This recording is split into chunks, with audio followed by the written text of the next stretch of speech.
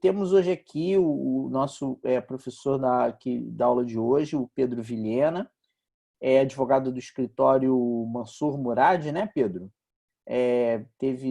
Já tem uma carreira de diversos anos na área, tanto de propriedade intelectual, como também trabalhando em proteção de dados. Eu me lembro de ter assistido uma excelente palestra do Pedro há algum tempo atrás, aqui no Rio de Janeiro, quando ele ainda estava em outro escritório.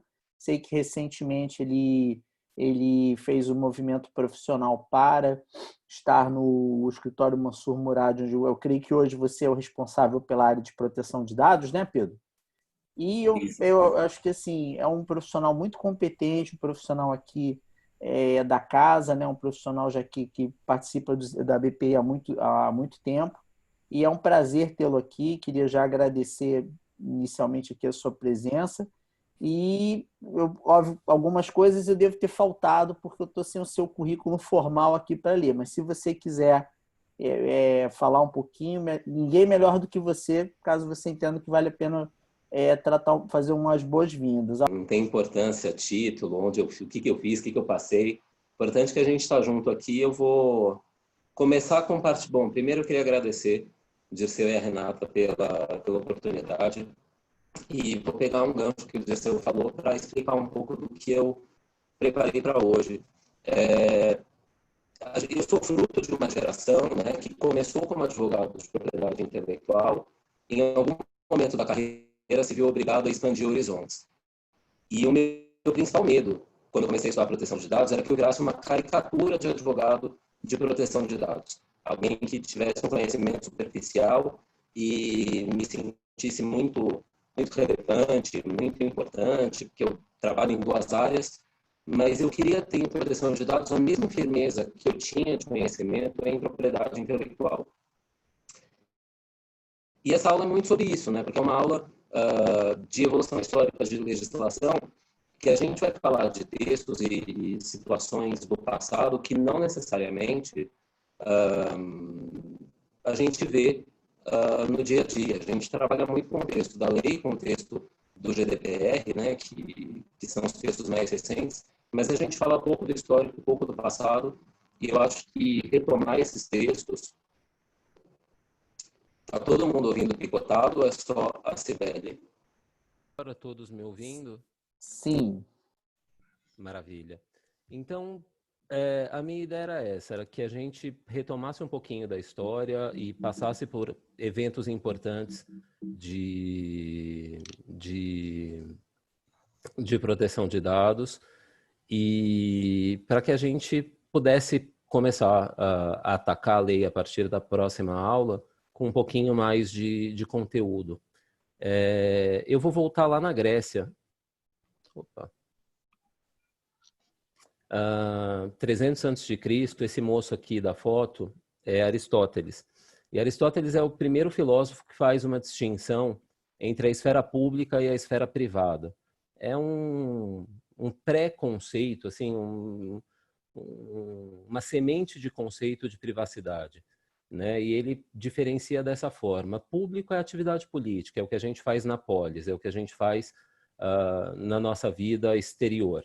E a esfera privada é a vida que a gente mantém relacionada com a família.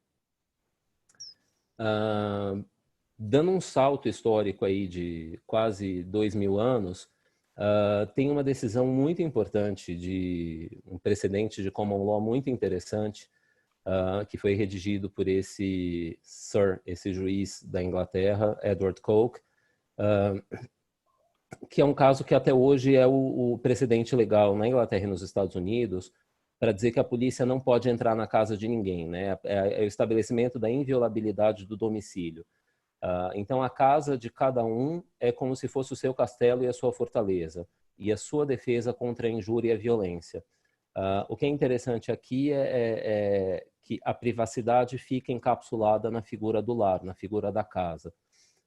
Então, a gente começa a ter um precedente já no início do século XVII, falando da privacidade do lar, da inviolabilidade da residência. Em plena Revolução Francesa, esse simpático senhor, o arcebispo de Bois-Guilin, criticava, naquela época existia a necessidade dos mendigos, as pessoas que não tinham residência fixa, delas manterem um certificado de boa vida e de bons modos. E elas tinham que apresentar esse certificado sempre que abordadas pelas autoridades. O arcebispo, ele dizia que isso era um absurdo, porque todo mundo tinha liberdade de se mudar, de se dissimular, e também um direito ao anonimato e aos próprios segredos. Então, aqui a gente não está falando de uma legislação, mas a gente está falando de alguém que, no final do século XVIII, defendia uma coisa muito parecida com privacidade, ainda que relacionada à situação das pessoas sem domicílio. Eu gosto desse binômio, né? Porque na Inglaterra a gente fala da privacidade dentro de casa. E na França, um pouco mais de 100 anos depois, a gente fala de uma privacidade justamente das pessoas que não têm casa. E aí, no final do século XIX, a gente chega no artigo que o Cláudio mencionou na aula de terça-feira, que é um artigo importantíssimo na história da privacidade, publicado na Harvard Law Review, e que surge essa expressão que é usada até hoje nos países de common law, que é o direito de ser deixado sozinho, né? O direito de não ter uma intromissão na sua vida. Isso é a origem, efetivamente, do direito à privacidade, como a gente entende hoje, né? A criação do direito moderno de privacidade. Até aqui a gente ainda está falando de privacidade, né? Eu estou traçando um histórico aí de privacidade, a gente já chega em proteção de dados. A proteção de dados começa a surgir efetivamente na Segunda Guerra. O Cláudio apontou isso na aula dele, acho importante retomar aqui, né? O censo realizado na Alemanha em 1939 permitiu ao regime nazista localizar uma série de indivíduos que não seriam, enfim, não estariam de acordo com os ideais nazistas e que precisariam ser exterminados. Esse rapaz da foto é um monstro de guerra, o nome dele é Adolf Eichmann. Ele usou o censo de 1939 para criar o registro dos judeus e com as informações do censo ele conseguiu localizar e apreender, imprisionar muitos e muitos judeus. Como resposta à guerra, então aqui na verdade é interessante porque é um caso clássico de tratamento de dados pessoais, né? Ele pegou as informações de um censo e fez um tratamento, né? Fez uma filtragem desses dados, classificou esses dados e aplicou por uma finalidade diversa daquela que tinha sido, para quais os dados tinham sido coletados. Eu acho esse caso, apesar do horror da situação, ele é extremamente interessante porque é a primeira vez na história que a gente fala de um tratamento de dados no sentido mais próximo do que a gente tem hoje. Como resposta, né, no final da guerra, a ONU é criada e, junto com a ONU, né, no escopo da ONU, surge a Declaração Universal dos Direitos do Homem, que atualmente se chama Declaração Universal dos Direitos Humanos, porque as mulheres também têm direitos, então foi retificado o texto em português, mas o texto original em português dizia Declaração Universal dos Direitos do Homem. E lá no artigo 12 tem, pela primeira vez, um reconhecimento internacional da privacidade como um direito, né? Ninguém será sujeito a interferência em sua vida privada. Eu volto no artigo da Harvard Law Review, porque o texto aqui é muito semelhante, o right to be left alone, o direito de não ter uma interferência exterior na sua vida, o direito de viver em paz sozinho, consigo mesmo. Aqui a gente não fala de privacidade, mas fala de um direito a se blindar contra a interferência na vida privada. E aí, desdobrando para família, lar, correspondência, ataque à honra e reputação. 2 anos depois, na Europa, surge a Convenção Europeia dos Direitos Humanos, que é uma espécie de réplica da Declaração Universal, criada pelo Conselho da Europa. Aqui eu queria fazer uma distinção importante. O Conselho da Europa não é um órgão da União Europeia.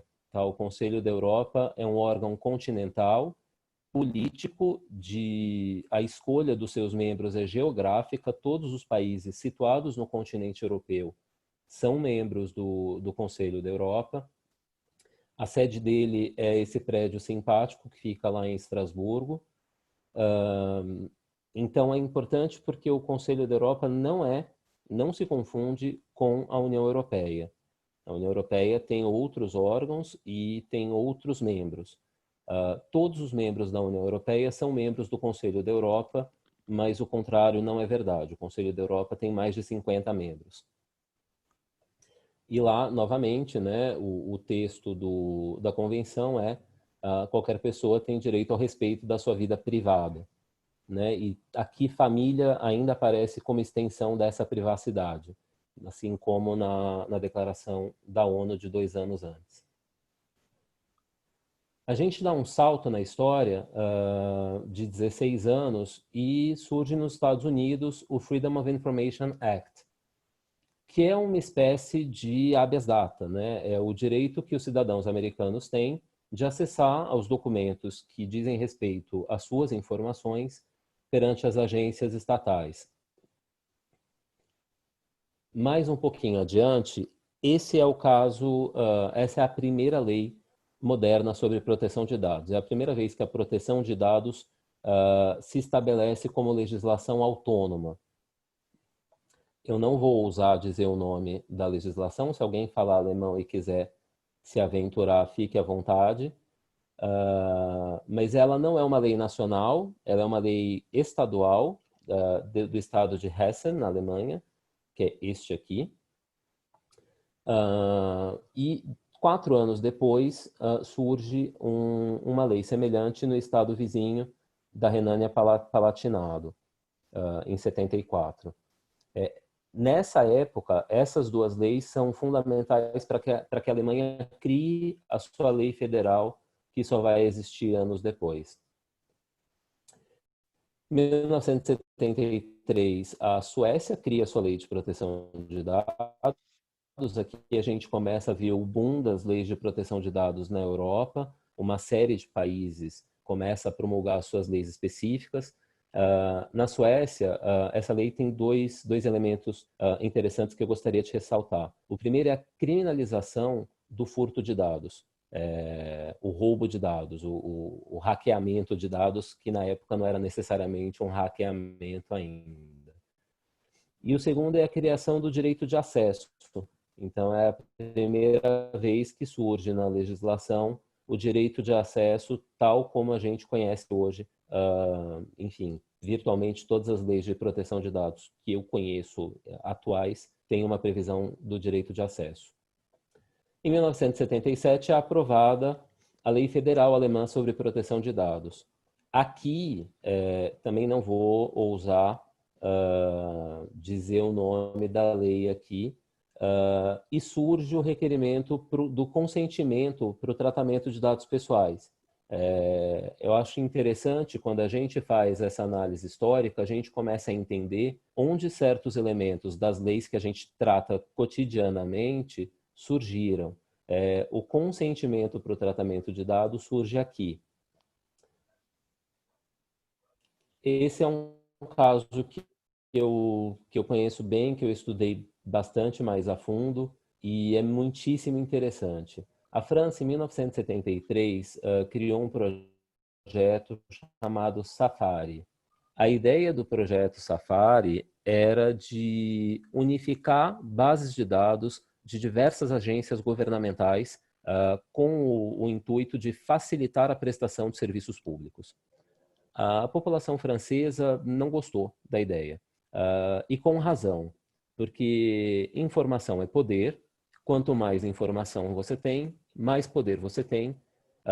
A unificação dessas bases de dados daria muito mais poder ao Estado, que já é um ente, por definição, muito poderoso. Então, a população francesa se revoltou, e o que startou essa revolta da população contra o projeto foi esse artigo publicado no Le Monde, em 21 de março de 1974, que se chama Safari ou A Caça aos Franceses. interessantíssimo a leitura do artigo. Vocês conseguem achar esse artigo com relativa facilidade na internet. Eu não achei uma versão em português. Quem fala francês acha com muita facilidade e mostra a preocupação da população francesa com essa reunião dos dados dos cidadãos em uma única base de dados. Nesse sentido, a lei francesa tem uma preocupação muito grande, essa primeira lei. Estou terminando aqui. Eu também, quero bater com você, porque tem umas diferenças. Eu Por tô favor, vendo. oi, tem alguém com deixou o microfone aberto, gente.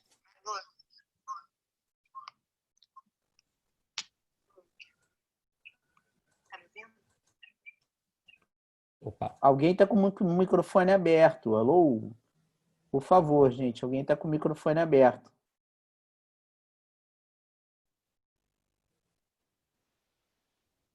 E acho que agora passou.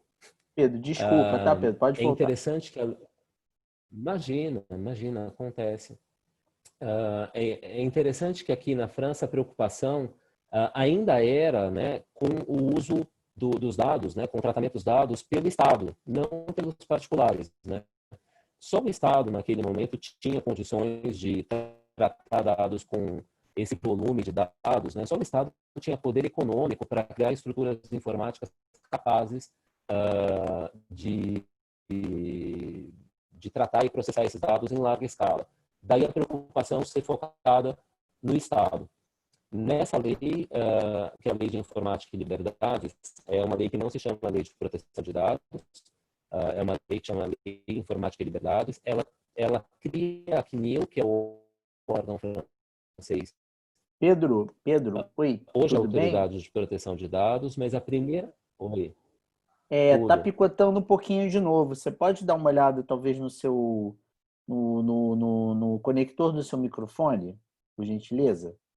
Talvez o conector do microfone possa estar com algum probleminha. Picotou um pouco.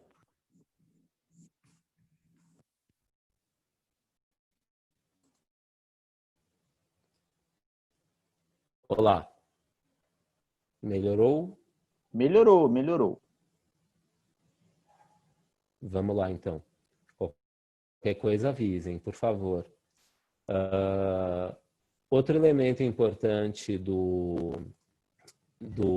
da Lei de Liberdade Informática é a criação da CNIL, que hoje... Claro. A Lei de Informática e Liberdades, ela é criada em resposta à preocupação dos cidadãos com relação ao projeto Safari, e ela tem dois traços fundamentais. O primeiro é a criação da CNIL, que é o órgão francês que hoje corresponde à Autoridade Nacional de Proteção de Dados, da tecnologia, e garantir que esse progresso vá reverter em benefício dos cidadãos franceses e não vá afrontar as suas liberdades ou a sua privacidade. Veja que a França, em 1978, cria um órgão com essa função: acompanhar a evolução da tecnologia para impedir que essa evolução atente contra as liberdades. Eu acho isso bonito de ver, sabe? Eu acho uma preocupação com o bem-estar dos cidadãos.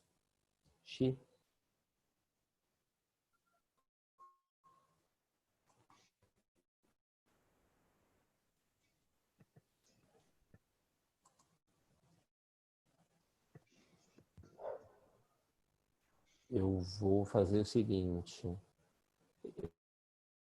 Eu vou interromper meu vídeo para ver se melhora o áudio. Pode ser? Claro.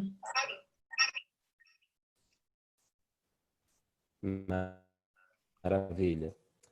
É também 4 direitos fundamentais, e são direitos que a gente reconhece na legislação atual: o direito à informação, o direito de acesso, retificação e o direito de oposição, né? Esses direitos são reconhecidos ainda hoje na legislação de proteção de dados de várias jurisdições, tá?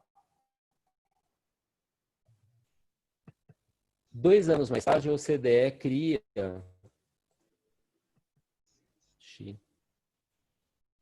2 anos mais tarde, a OCDE cria as diretrizes sobre proteção de dados. Essas diretrizes aplicáveis a todos os países da OCDE são um marco importante. O Cláudio falou na aula dele sobre a importância de 2013 e são vigentes até hoje. É muito interessante a leitura desse texto. Tem disponível em português na internet também. Aqui a gente chega num ponto muito importante. A criação do Tratado de Estrasburgo para a proteção de indivíduos com relação ao tratamento automático de dados pessoais é um marco internacional muito importante. Porque ele dá aos países, esse tratado obriga os países, ele é um tratado voluntário.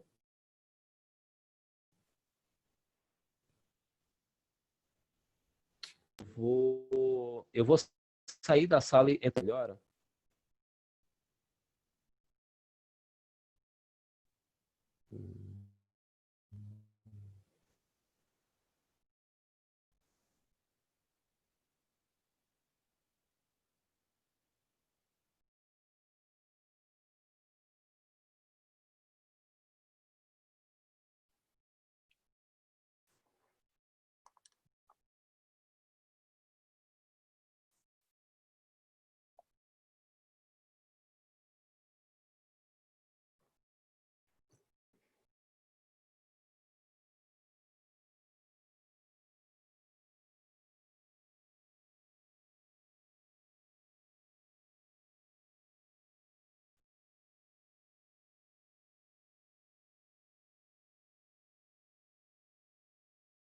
De quem, menina?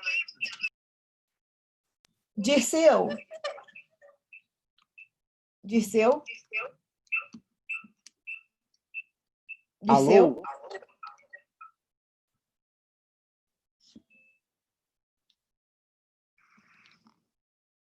Tá me ouvindo, Dirceu? Sim, Renata, estou te ouvindo. Eu estou pensando no seguinte, e se a gente ficasse passando a apresentação dele para tentar poupar a internet dele? Sim, podemos. Vamos, o que você preferir. Então, vamos fazer isso. Você passa ou eu? Vai você. Você consegue passar os slides?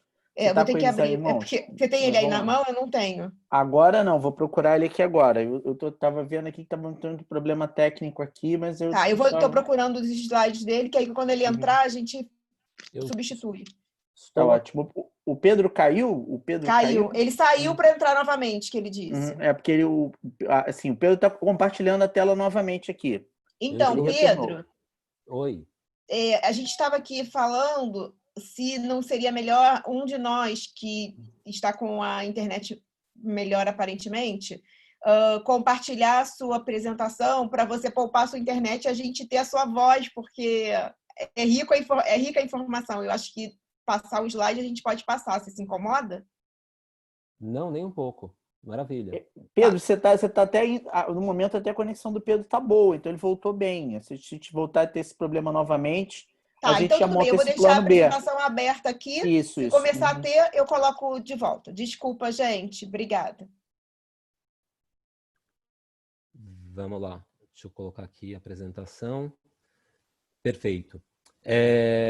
Esse é um elemento importante. Eu estou retomando aqui de 1981, a criação do Tratado de Estrasburgo para a proteção de indivíduos com relação ao tratamento automático de dados.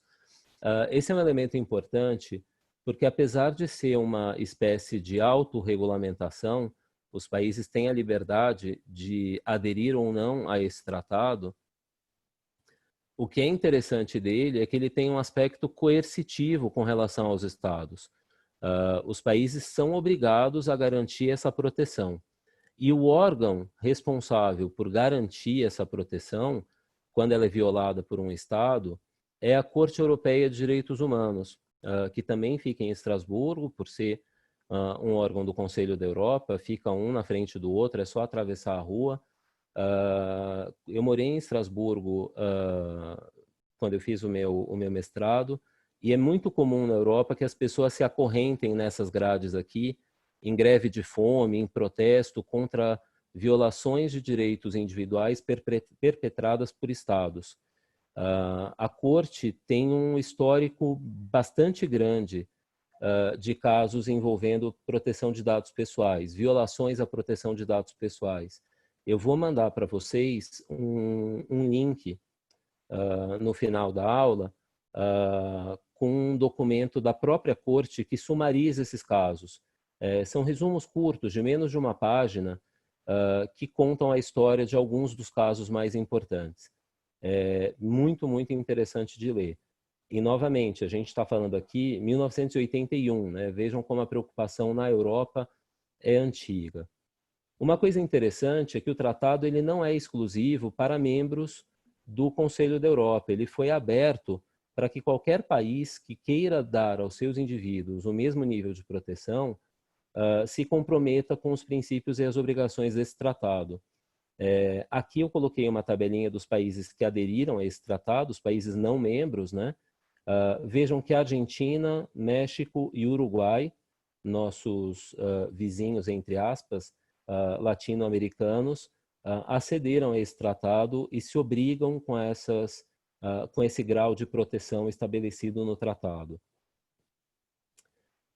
Em 1983, na Alemanha, ali pertinho de Estrasburgo, surge, num precedente da Corte Constitucional, o direito à autodeterminação informacional, o direito de todo cidadão determinar o que ele quer que seja feito com os seus dados, com as suas informações. Isso é a origem do sentido moderno de proteção de dados, como o Cláudio falou na comparação entre privacidade e proteção de dados. A privacidade tem como principal instrumento o sigilo, né? O que é privado é aquilo que é sigiloso, aquilo que eu mantenho numa esfera limitada de conhecimento público. A proteção de dados não se refere só ao que é sigiloso. Ela pode se referir àquilo que é público, porque o seu instrumento não é o sigilo, o seu instrumento é o controle. Não me importa se o meu dado é público ou privado. O que importa é que eu tenha o controle sobre o que é feito com esse dado. Esse direito foi estabelecido de forma bastante clara nesse precedente da Corte Constitucional Alemã em 1983. Mais um pouquinho adiante, em 1990, a ONU estabelece diretrizes para a regulação de arquivos computadorizados de dados pessoais. Então, o Conselho Econômico e Social da ONU, conhecido como ECOSOC, aprova uma resolução com essas diretrizes. Como vocês sabem, a ONU é um órgão que não tem dentes, né? Todas as resoluções da ONU têm caráter de orientação, mas não tem necessariamente um caráter coercitivo, exceção feita ao órgão máximo, que é o Conselho de Segurança, que não, evidentemente, não se adentra a esse tipo de questão. Mas é interessante que um conselho importante da ONU se dedicou ao tema e o documento também é de bastante interessante leitura. Aqui eu acho que é o patinho feio da proteção de dados, um instrumento quase esquecido, mas muito, muito, muito importante. A Diretiva Europeia de Proteção de Dados. Eu não sei se todos estão familiarizados com o processo legislativo na União Europeia. A União Europeia tem duas formas de normativa muito comuns, a diretiva e o regulamento. O regulamento ele é uma lei de aplicação direta, né? Uma espécie de tratado-lei. Ele obriga diretamente os estados, os cidadãos, todos os membros daquela comunidade de pessoas. A diretiva não. A diretiva é uma espécie de tratado-contrato. Uma obrigação que o país legisle sobre aquele tema, partindo desses elementos.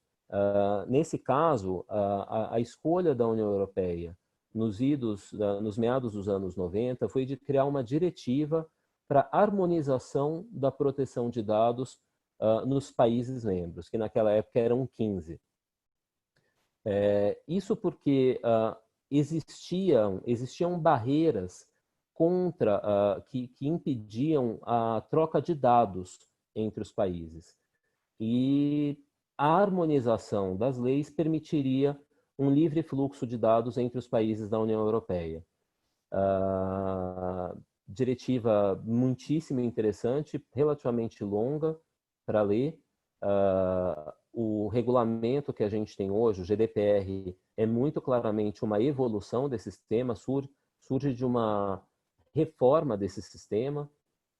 E aqui eu trouxe 3 elementos que eu acho fundamentais com relação à diretiva. A diretiva tem um enfoque muito grande nas transferências internacionais, porque foi isso que causou, num primeiro momento, a sua discussão e a sua implementação.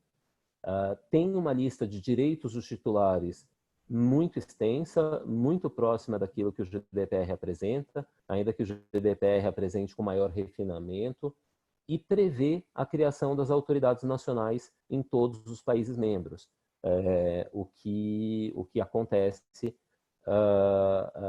ou seja, já num formato parecido com o formato que a gente tem hoje, né, de uma proteção de dados regulada por uma autoridade nacional, por uma agência estatal específica. Um dos problemas da diretiva foi a sua implementação. Sua implementação foi muito irregular. Nem todos os países emitiram as leis de proteção de dados nos prazos previstos. A França mesmo, que já tinha uma lei anterior e já tinha uma autoridade nacional, demorou a se adequar à harmonização imposta pela diretiva, e isso causou um certo estresse na sua implementação. Óbvio que com a evolução tecnológica ela também se mostrou defasada em alguns pontos, o que levou à reforma na década de 2010. Mas esse texto é muito bom, é muito importante que todos conheçam. É um dos textos fundamentais da história da proteção de dados. Essa diretiva ela foi complementada por uma série de outras diretivas que iam tentando atualizar aquela naquilo onde a tecnologia se mostrava defasada. Então, a tecnologia evoluía, a Europa editava uma nova diretiva complementando a anterior. Tem algumas aqui. Essa de 2002 fala chamada diretiva e-privacy, que é a proteção do tratamento de dados pessoais no setor das comunicações eletrônicas. Pela data, vocês entendem que é uma resposta ao boom da internet, né? A internet comercial ganha uma proporção muito grande e a resposta legislativa da Europa é criar uma diretiva de harmonização de legislação com relação à internet aqui, as comunicações eletrônicas. Em 2006, surge uma diretiva focada na retenção de dados, a conservação de dados, também relacionada à internet, às comunicações eletrônicas. É uma diretiva polêmica, porque ela fala da possibilidade de retenção desses dados por um prazo não especificado, sem o consentimento do titular, e ela depois é derrubada pela Corte de Justiça da União Europeia em 2014. Bastante polêmica essa.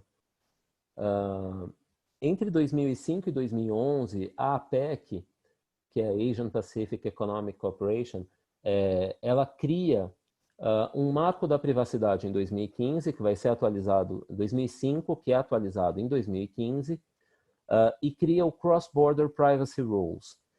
O que é isso? Para vocês terem uma importância da APEC, eu coloquei o mapinha aí, né, porque a gente está falando de algumas economias relevantes. Rússia, China, Canadá, Estados Unidos, Japão, Coreia do Sul, todos esses países estão no escopo da APEC. O Cross-Border Privacy Rules é uma espécie de convênio entre países que têm padrões mínimos de proteção de dados, todos dessa região, dessa comunidade de países. Então, é uma espécie de autorregulamentação também internacional, você se obriga a seguir determinados parâmetros, bastante interessante. Em 2012, a União Europeia edita a sua Carta de Direitos Fundamentais, que seria o equivalente na União Europeia da Declaração Universal dos Direitos do Homem da ONU e da Declaração Europeia dos Direitos Humanos do Conselho da Europa. Aqui há uma distinção, diferente dos outros dois instrumentos. Aqui se separa: o artigo 7 trata da vida privada e o artigo 8º trata da proteção de dados de caráter pessoal. Cria-se aqui, em nível, né, de Carta Fundamental Europeia, uma distinção, uma autonomia do direito de proteção de dados pessoais com relação ao direito da privacidade. O nosso exercício de hoje tem a ver com essa distinção. Mais para frente. Surge aqui o primeiro regulamento europeu sobre proteção de dados, em 2013, que é o regulamento que se refere à notificação da violação de incidentes. Isso depois é contemplado pelo GDPR, mas já surge em 2013. E a OCDE atualiza também em 2013 aquele texto de 1980 com as suas diretrizes. 2014, a OEA, entre 2012 e 2014, a OEA se implica no tema de proteção de dados. A OEA, que é a nossa organização pan-americana, tão esquecida, a gente fala tanto de Conselho da Europa, fala tanto de União Europeia, a gente tem aqui, né, uma organização dos Estados americanos com uma Corte de Direitos Humanos interamericana. A OEA primeiro promulga uma declaração de princípios de privacidade e proteção de dados, são esses 12 princípios aqui ao lado, e depois inicia estudos sobre uma lei modelo sobre proteção de dados pessoais. Eu não sei quantos de vocês estudam direito internacional. Lei modelo é um instrumento de direito internacional muito interessante. Algumas organizações se prestam a criar uma espécie de modelo de lei, um boilerplate, para ser adaptado pelos países. Quem trabalha com propriedade industrial talvez já tenha esbarrado com os modelos de lei de marcas e patentes formulados pela OMP nos anos 60. Aqui a OEA iniciou esses estudos que ainda estão em curso, o que é engraçado, porque, na verdade, a realidade atropelou o projeto da OEA.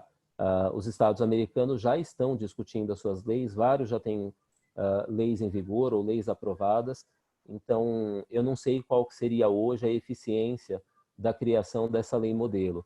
Eventualmente, para os países da América Central, aqueles países menores, possa ser uma solução interessante. Chegamos ao GDPR, o famoso, o temido. Aqui como eu mencionei, o GDPR ele surge de uma reforma do sistema anterior, que é o sistema da diretiva. Aquele sistema era bom, mas apresentava falhas de harmonização, falhas de implementação e falhas de tecnologia, né, do avanço da tecnologia. E a União Europeia, depois de muita discussão, estabelece um regulamento geral. Eu volto para aquela distinção entre diretiva e regulamento. O que é importante do GDPR é sua aplicabilidade direta. Ele não depende necessariamente de um texto de lei nacional que o valide, ou que o corrobore, ou que o transponha para o ordenamento interno. Ele tem aplicação direta. Então, esse é o principal, do ponto de vista de soberania dos países, essa é a principal quebra que o GDPR impõe. Agora, ele não pede mais que os países harmonizem as suas legislações, ele impõe uma legislação unificada para os 28 países membros naquele momento, atualmente 27. Essa imagem aqui do lado é o meu Gmail nos dias 28, 31, 25 de maio de 2018, justamente quando o GDPR entra em vigor, que todos os sites europeus dispararam ao mesmo tempo atualizações das suas políticas de privacidade.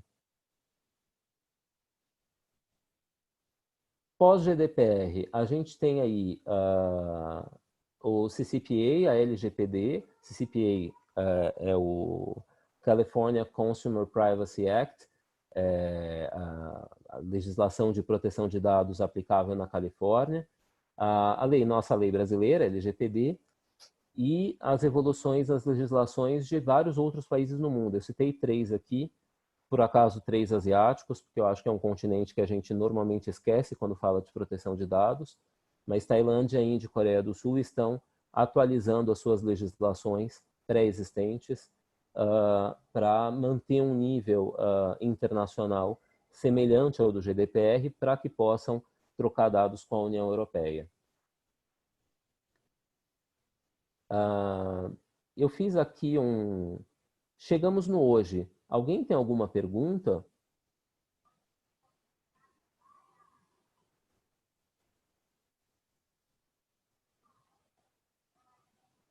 Ninguém? Vocês estão aí ainda? Vocês estão me ouvindo? Estamos sim, professor. Tudo ok. Tudo ok. Meu Deus. Será que eu caí e estou falando há 10 minutos sozinho? O som está Maravilha. ótimo, Pedro, está excelente. Que bom, que bom. Material muito claro, explicação muito boa, que não deixa nenhuma dúvida, pode ficar tranquilo. Então tá bom. Eu vou entrar aqui numa discussão que eu acho dificílima e delicadíssima, que é a comparação entre a nossa lei e o GDPR. Muito se falou que a LGPD era o GDPR brasileiro, que a gente estava copiando o sistema europeu, e, enfim, acho que pouca gente se dedicou a estudar o tema. Eu não posso dizer para vocês que eu fiz uma comparação dos textos lado a lado. Eu cheguei a começar um projeto desse, mas eu entendi que eu ia gastar muito tempo identificando o que está onde estão as disposições correlacionadas. Então, eu tenho um texto do GDPR rabiscado aqui comigo e tenho um texto da LGPD rabiscado também. De vez em quando eu encontro um paralelo, vou lá e tomo uma nota a mais, mas aquela ideia de fazer uma comparação formal eu abandonei. Eu acho que tem muitas diferenças, né? Mas vamos começar pelas semelhanças. Em linhas gerais, a nossa lei ela estabelece um sistema similar ao do GDPR, né? Fruto de toda essa evolução que a gente viu. Os direitos dos titulares, por exemplo, a gente fala de direito de acesso desde os anos 70, de direito de oposição ao tratamento desde o final dos anos 70, do controle dos dados desde 83, na decisão da Alemanha. A gente fala de consentimento desde 78. Esses conceitos gerais, esses direitos dos titulares, eles são semelhantes, eles não são necessariamente idênticos. Tem diferença na sua execução, na sua forma de aplicação, o que é natural. São jurisdições diferentes e não necessariamente o prazo de entrega precisa ser o mesmo. Então, existem diferenças, mas eu acho que, de forma geral, o sistema é muito semelhante, né? A necessidade de inclusão de uma base legal para o tratamento. As bases não são as mesmas, né? As bases têm diferenças substanciais, mas a necessidade de se apontar uma base legal existe nos dois lados. A inversão do ônus da prova existe nos dois lados. A existência de um DPO existe nos dois lados, com funções muitíssimo diferentes. Vamos deixar isso claro. Até com um nível de obrigatoriedade diferente. Mas a previsão da figura, né, existe nas duas legislações. E as regras de transferências internacionais de dados também existem dos dois lados, e essas são até relativamente semelhantes. Eu acho que a semelhança é essa, né? A gente adotou um modelo que estava em processo de refinamento e transpôs para a nossa realidade. O modelo é o mesmo, a gente não reinventou a roda, a gente não partiu para um sistema diferenciado. Está tudo no mesmo padrão. Autoridade nacional, legislação, base legal, direitos dos titulares. Isso é um sistema de proteção de dados que a gente importou, e acho que do ponto de vista do texto da lei, com relativo sucesso. Mas tem muitas diferenças também. A diferença principal aqui eu acho que o Brasil é um país só, O GDPR se aplica para uma massa territorial maior, para uma quantidade de pessoas maior, e lida também com questões internas, né? Trocas entre países, né? Questões até linguísticas, às vezes, né? Você tem lá um termo, um termo de consentimento num idioma, mas o dado vai para outro país, ou o site está disponível em vários países, como que isso é tratado? São questões que a gente não precisou resolver no direito brasileiro. Eu trouxe aqui alguns exemplos, né, dessas diferenças que eu acho que são decorrentes justamente das diferenças entre as jurisdições. As bases legais são diferentes, né? Não dá para a gente pegar as 6 bases legais existentes na Europa e encaixar nas 10 que existem no Brasil. E mesmo os conceitos são um pouco distintos. A leitura, né, dos incisos das bases legais revela algumas discrepâncias.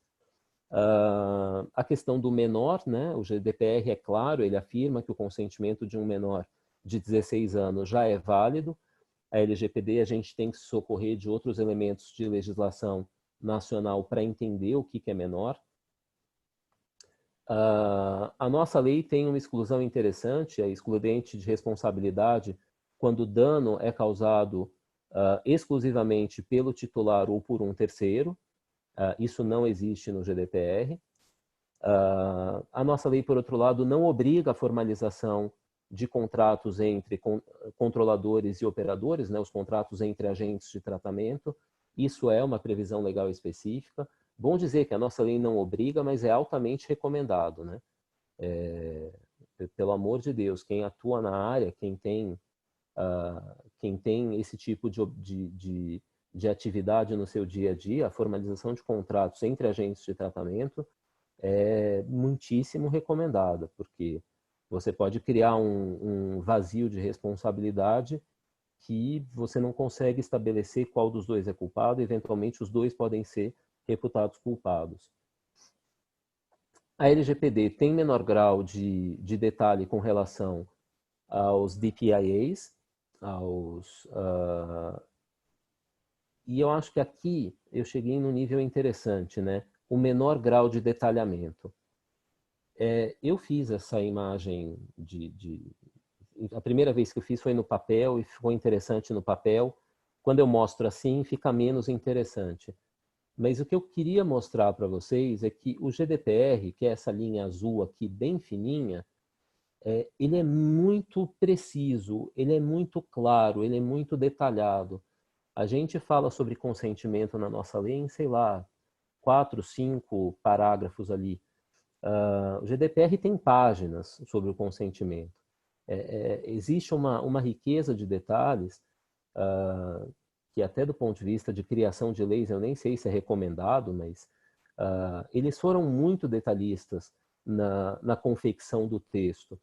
E isso gera um nível de obrigação muito claro para as pessoas. As pessoas sabem o que elas devem fazer. As empresas sabem que medidas elas devem tomar. Isso é muito claro lá, muito preciso. Por isso que essa linha é bem fina, bem precisa, e lá em cima é um nível de proteção alto, preciso, claramente delimitado e alto. O caso do Brasil é diferente. A nossa lei, por ser menos detalhada, ela não é precisa, ela é essa mancha. Em muitos casos, ela tem um nível de proteção abaixo do GDPR. Acho que em alguns casos ela pode ser considerada até um pouco mais restritiva, como, por exemplo, na questão da definição de menor, mas bem pouquinho ali, né? Uma ou outra coisa que passa, mas o que é interessante no nosso caso, nessa comparação, é que a gente não tem esse detalhamento, essa riqueza de instrução por parte da lei. A gente espera que isso venha da autoridade nacional em algum momento, mas aí a gente vai para outro problema. Não temos uma autoridade nacional ainda operacional, constituída ali na prática. Então, a gente tem um mapa da nossa lei que é um pouco fluido. Evidentemente, se você pode, dentro da sua empresa, dentro da realidade do seu cliente, se apoiar nos detalhes que o GDPR te dá, excelente, é boa prática, você foi beber na fonte da legislação talvez mais restritiva entre as relevantes no mundo. Nem sempre é possível, nem toda empresa consegue atingir esse nível de proteção, até porque exige investimento em tecnologia, investimento em formação, recursos humanos e por aí vai. Mas a gente tem essa coisa um pouco mais fluida da lei brasileira, né? Não existe tanta clareza com relação ao escopo das obrigações das empresas. Eu acho que essa é a principal diferença. Eu sempre chamo atenção para isso. Como a gente acabou a linha do tempo, eu queria fazer um passeio pelo mundo e falar um pouquinho de duas regiões que eu acho particularmente interessantes.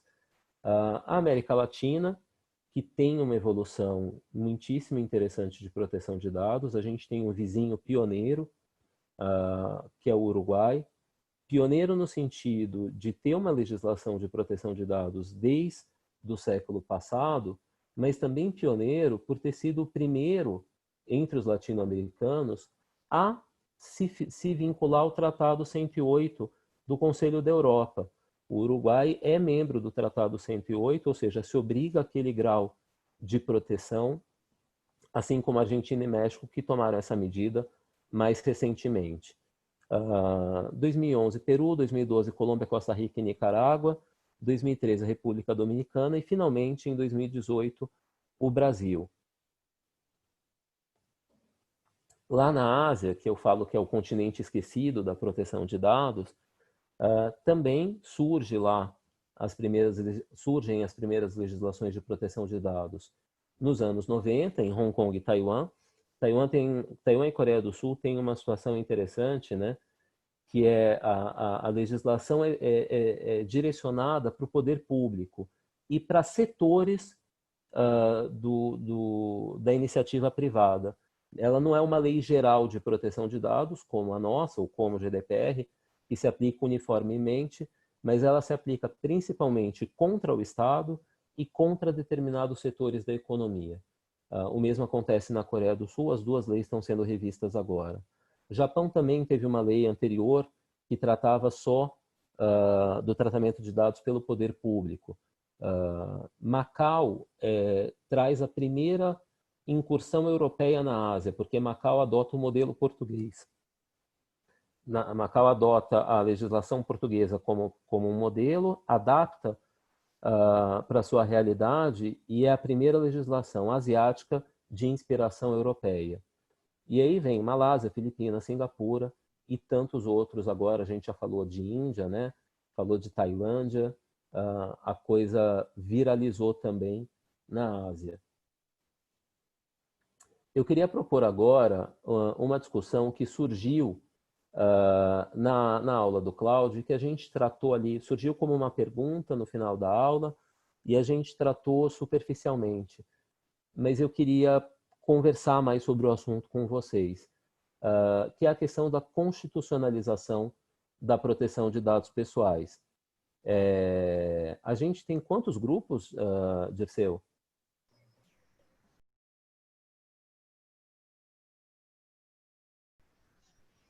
Eu posso falar. O grupo concordou que se alguém precisar de ajuda, todo mundo se manifesta, mas eu concordo com o Dr. Jorge, a gente foi bem nessa esteira de que já há previsão constitucional que protege sigilo de correspondência, de dados, a honra, a privacidade, então, e tem outras leis que falam, né, como, por exemplo, o nosso Código Civil. Tem o Marco Civil da Internet, que fala também do desenvolvimento da personalidade. Então, eu acho que botar uma matéria como a que a gente está estudando na Constituição é você botar uma coisa muito moderna numa casa que tem uma arquitetura clássica e rígida, e é muito mais difícil de você alterar, porque a Constituição, se toda vez que a matéria de proteção de dados avançar tiver que modificar a Constituição, o Congresso vai ter que parar a cada 6 meses para fazer aprovar uma PEC, né? E a gente sabe que uma emenda constitucional tem um quórum elevado, tem que ter um tempo enorme entre uma discussão e outra, uma sessão e outra nas duas casas do Congresso. Então, e uma coisa que é muito importante, a gente vê todos os dias, depende muito da vontade política dos nossos constituídos, e isso é complicado. para qualquer área é complicado. Então, acho que Se me faz permite, bem. se me permite, Igor, rapidamente, Isadora iniciou o nosso debate exatamente tocando nesse ponto, tá? Do trabalho que seria, né, modificar a Constituição, se já está mais ou menos encaminhado. Não é isso, Isadora? Por favor, eu não quero falar pela turma. Eu estou me sentindo aqui um pouco... Eu só queria fazer um pequeno adendo. Eu queria só avisar para o Igor que eu mandei uma foto lá para Atlanta, Igor. Ai, meu Deus do céu. Uma coisa também que a gente... Porque, assim, Desculpe eu ter tomado essa liberdade, mandei uma foto lá para Atlanta, que alguém pediu lá em Atlanta sua foto, lá da sua participação na aula. Obrigado, Dirceu. Dirceu é amigo do meu pai, ele tá mandando foto do meu pai que mora fora. Meu pai é pai babão, né? Quem é pai sabe, todo mundo deve ter um pai meio babão, uma mãe meio babona, então vocês imaginam. E seu pai é Mas, praticamente um pai para mim e para muita gente, então também. Então a gente tem essa relação de muito carinho. mas a argumentação do meu grupo ficou nessa esteira de que já não é preciso, já tem bastante coisa que proteja, né?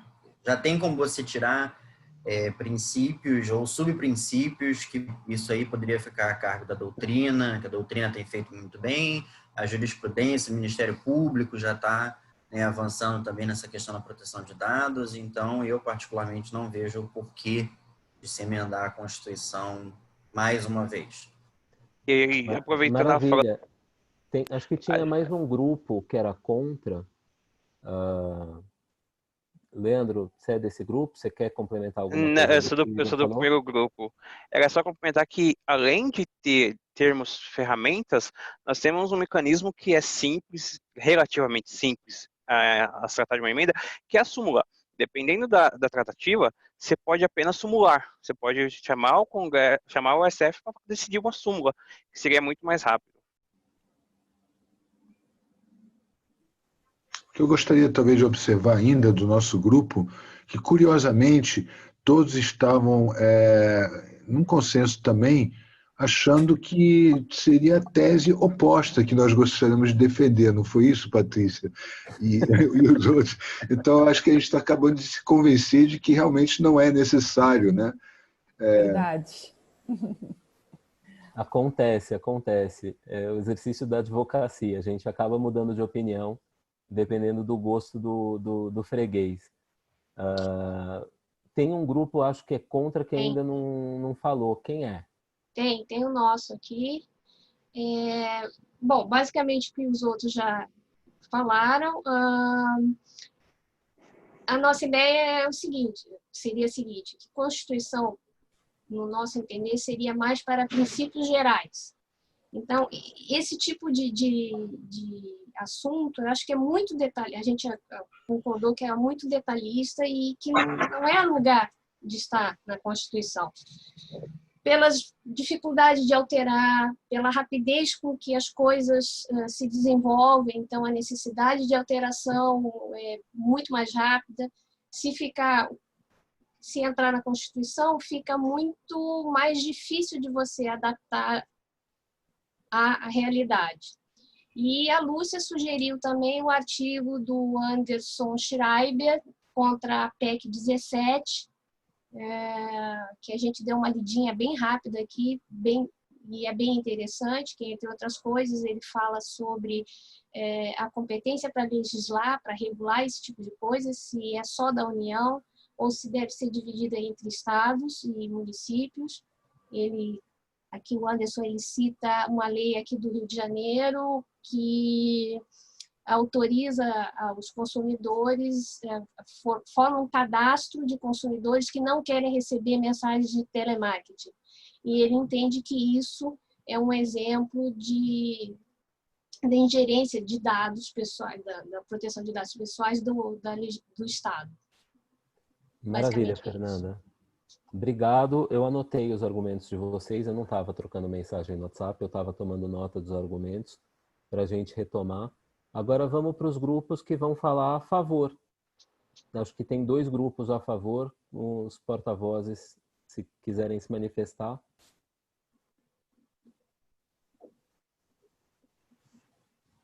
deixa eu tomar a liberdade aqui de falar. O nosso grupo, acho que a gente não chegou a votar, mas acho que muitas pessoas pessoalmente defendem a posição contrária, mas nós chegamos aos seguintes argumentos. Primeiro deles é que existe uma proteção principiológica na Constituição à privacidade e à intimidade, mas, como foi dito na apresentação, a premissa da proteção de dados não está exclusivamente no sigilo do dado, na proteção da intimidade da pessoa, mas também busca assegurar o controle dos dados, ainda que dados públicos. E essa seria uma lacuna constitucional que não está refletida em nenhum princípio e que, portanto, gera dois resultados. O primeiro é privar os indivíduos de ações constitucionais que estejam relacionadas à proteção de dados, mas não necessariamente à privacidade, à vida privada, à intimidade da pessoa. E, num segundo ponto, como uma medida de assegurar que novas leis não vão diminuir a proteção consubstanciada pela Lei Geral de Proteção de Dados, por exemplo, porque a partir da inserção do princípio, ampliam-se os mecanismos para barrar leis com base em ações de inconstitucionalidade, por exemplo. Então, a inserção do princípio na Constituição acaba se prestando a consubstanciar essa lacuna que está coberta pela LGPD, mas não está coberta pela proteção à privacidade, na Constituição, assegurando que a proteção vai se manter ao longo do tempo, né? Não vai ser reduzida. Acho que esse é o ponto central do argumento a que a gente chegou. Eu não sei se mais alguém do grupo quer se manifestar para complementar. Não sei se eu estou esquecendo de algo. Eu acho que eu que tenho a posição oposta do que é o objetivo do grupo, mas que existe um desequilíbrio de forças muito grande entre os titulares de dados pessoais e os grandes players do universo de tecnologia, que nós temos que pensar o motivo real dessa legislação surgir. Não foi as empresas de rotina do dia a dia, né? Nós temos esse background para poder refletir. E se dá essa robustez com o princípio constitucional, aí, como disse o Bernardo, né, se inviabiliza as tentativas de restrição e até de interpretação da própria lei com a Constituição, né?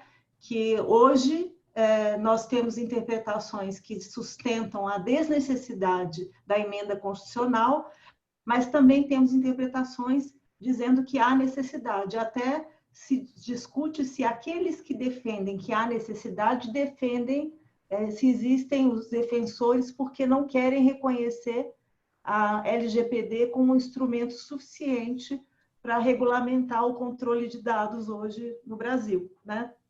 Então, também tem isso. Eu acho que eu só acrescentaria esses aspectos. Maravilha, Ivana. O outro grupo, quem que é o porta-voz? Pedro, eu. Boa noite. O nosso grupo comentou o seguinte, em suma, para a defesa dos aspectos da constitucionalização. Acho que um ponto primordial é a questão de uniformizar a aplicação da lei, né? A gente tem uma diretriz para qualquer outra norma infraconstitucional. Esse é um padrão regulatório mundial que a gente está adotando. O GDPR está aí para isso, né? A institucionalização do direito fundamental como norma constitucional também assegura uma concretização suprema desse direito em todo o Estado, né, considerando o país. E a eficácia e aplicabilidade dessa lei traz uma segurança maior jurídica como status constitucional. E em qualquer debate jurídico que tivermos, em que estivermos debatendo uma proteção do direito de proteção de dados e algum outro direito, numa tensão constitucional, isso seria levado em conta numa corte. E um ponto que a gente colocou, no finalzinho do bate-papo, a gente comentou um pouquinho de um lado político, né? O Brasil tem interesse, tem demonstrado a inclinação para aderir ao CDE. Então, a gente estabelecer uma proteção de dados como direito fundamental pode ser uma mensagem positiva para a OCDE, em que se o Brasil quiser aderir. Obviamente, isso tem diversos pontos políticos que devem ser analisados, mas isso, se o Brasil tratasse isso, a proteção de dados como um lado constitucional, seria uma mensagem positiva do Brasil ter um reconhecimento na esfera mundial. Muito bom, muito bom. Mas alguém quer adicionar alguma coisa contra ou a favor antes da gente passar para o veredito?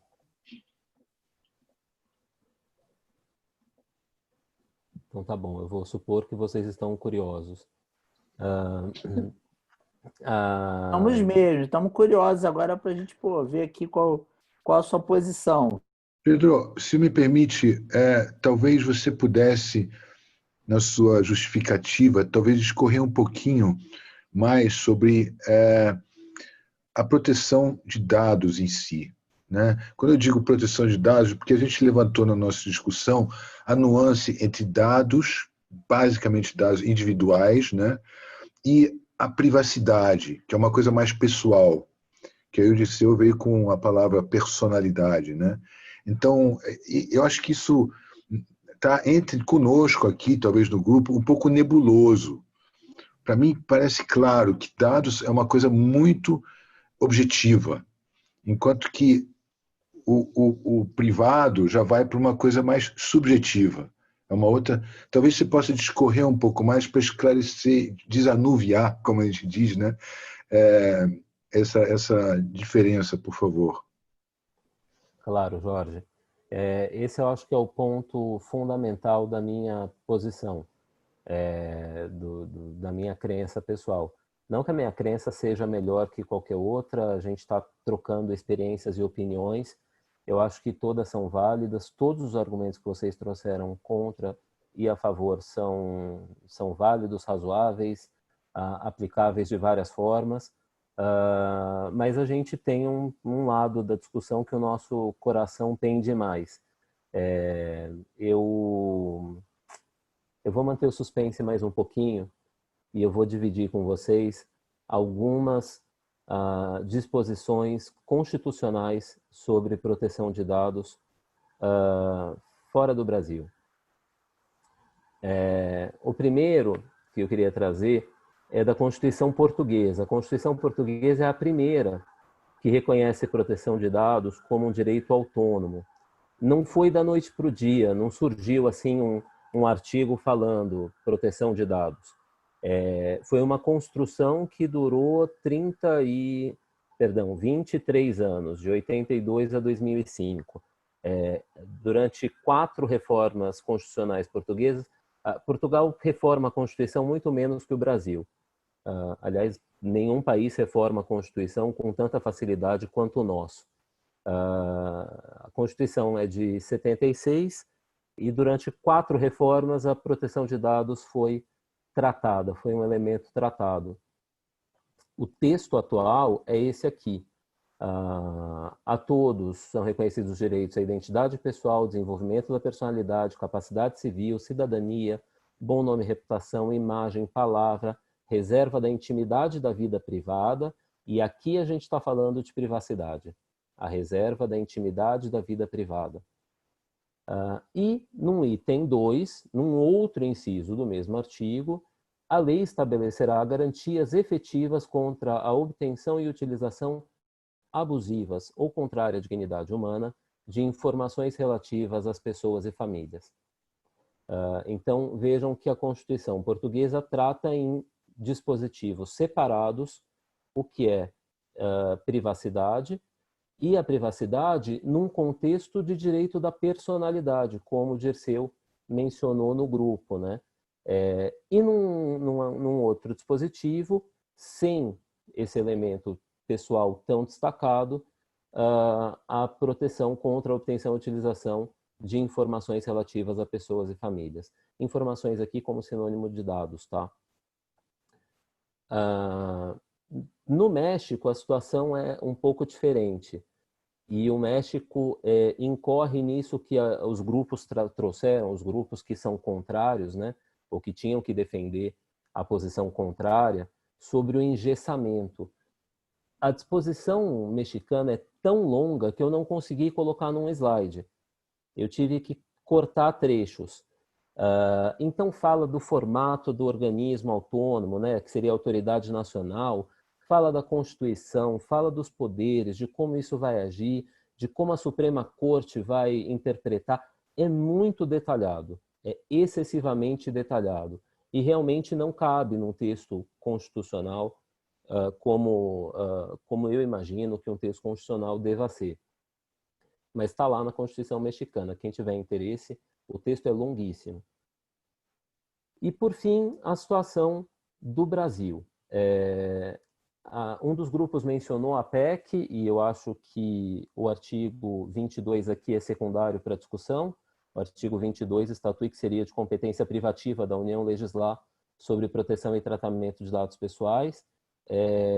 Me preocupo menos com essa questão, acho que é uma questão de organização do Pacto Federativo. Pessoalmente, acho que podem existir leis municipais e estaduais de interesse público que tratem do tema. Não acho que deva ser de competência exclusiva da União. Mas não é essa discussão que eu propus. A minha discussão é com relação à inclusão no texto da proteção de dados em si. A PEC, ela escolheu um inciso interessante para incluir a proteção de dados pessoais, né? Ela não foi no inciso que trata da personalidade, da vida privada, da honra da imagem, mas ela foi no inciso que fala da inviolabilidade do sigilo de correspondência, de comunicações telegráficas, comunicações de dados, comunicações telefônicas. Então aqui, olha que interessante, ele buscou nessa PEC o inciso que fala de sigilo, quando a proteção de dados tem como seu principal instrumento o controle. E agora eu vou começar a dar minha opinião pela questão que o Jorge me colocou. Qual que é a diferença entre privacidade e proteção de dados, né? Qual que é onde que está o fiel da balança aí? Privacidade é tudo aquilo que é nosso, que é íntimo, que é pessoal, que está num círculo restrito. O meu telefone celular, eu não posso dizer que é um elemento da minha privacidade. O meu endereço profissional não é um elemento da minha privacidade. O fato de eu ser advogado, das minhas áreas de especialização, da minha função no escritório que eu atuo, nada disso eu posso falar que é um elemento da minha privacidade. Tudo isso é público, tudo isso é notadamente público, tudo isso está na internet. Pelo contrário, eu divulgo, eu promovo isso. Eu informo para o mundo, né? Olha, eu sou advogado, eu atuo nessa área, eu quero converter isso em clientes para o meu escritório, em casos para que eu possa atuar. A distinção está aí. O que é privado não reflete a integridade da proteção de dados. É só um pedacinho. O sigilo da correspondência, das comunicações telegráficas e outros sigilos previstos constitucionalmente, sigilo bancário, sigilo eleitoral, todos esses são elementos de proteção de dados, mas não compõem o todo. A proteção de dados é maior, ela se aplica a toda informação que se refira a mim. Por isso que eu não posso falar em sigilo de dado, eu tenho que falar em controle. Não é o fato desse dado não ser sigiloso que ele não mereça proteção. E eu vou dar um exemplo que deixa isso muito claro. Até os anos 90, o nosso número de cartão de crédito era das coisas mais sigilosas que existia. Ninguém falava número de cartão de crédito, ninguém informava, ninguém compartilhava. Era seu, pessoal, exclusivo, estava dentro dessa esfera da privacidade. Com a chegada da internet, dos dispositivos de internet como esse aqui, eu nem sei te dizer quantas pessoas têm o meu número de cartão de crédito hoje. O Netflix tem, a Globo tem, o Uber tem, o 99 Táxi tem, a Amazon tem. Tem uma infinidade de empresas que têm o meu número de cartão de crédito. Uma infinidade. O que me garante o uso correto desse número não é o sigilo dele. É o controle que eu tenho. Se qualquer uma dessas empresas utilizar o meu cartão de crédito de forma indevida, eu tenho instrumentos de controle para reverter o dano causado por esse uso indevido.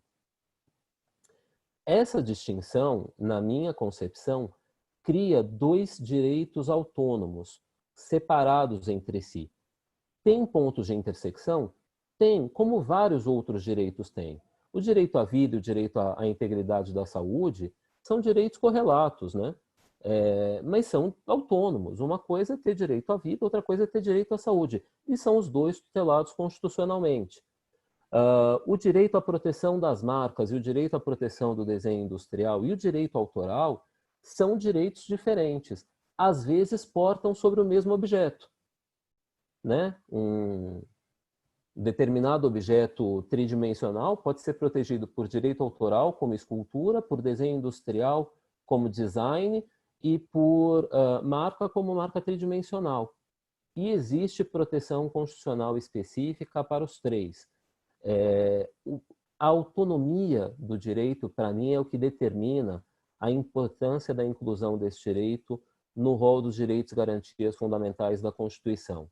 Não estamos falando da mesma coisa. A proteção de dados, na minha modestíssima opinião, não é uma decorrência ou um subprincípio da privacidade. A proteção de dados é um direito em si, maior, mais amplo, mais recorrente na nossa vida, inclusive. Pouquíssimas pessoas vão ter na sua vida, no seu tempo de vida, a necessidade de entrar com uma ação por violação de privacidade.